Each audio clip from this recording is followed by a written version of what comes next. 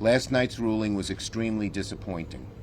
It saddened me, it frustrated me, it angered me, because so many lives are at stake. But, make no mistake, the fight continues. Senate Democrats have prepared alternative proposals. We'll be holding additional meetings with the parliamentarian in the coming days.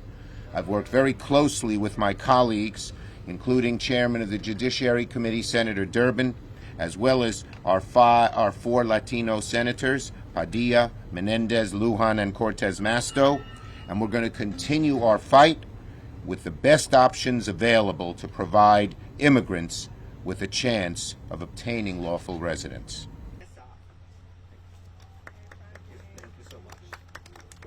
The American people understand that fixing our broken immigration system is a moral imperative.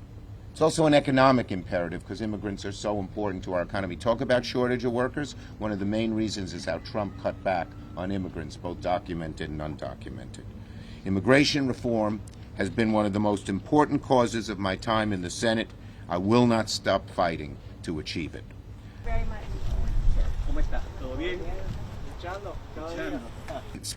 It's hard to think that it has been 4 years since Maria made landfall on Puerto Rico and devastated the lives of so many of our fellow Americans who live on that beautiful island.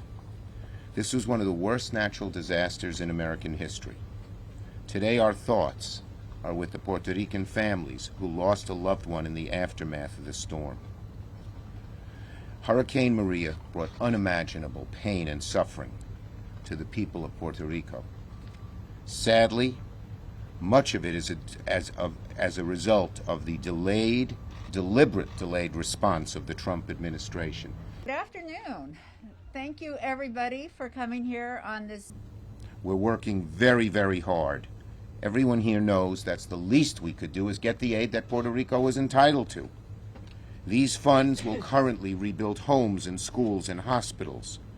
$10 billion for the power grid, which has been so destroyed and is hurting lack of power, hurting so many communities and hurting the economy.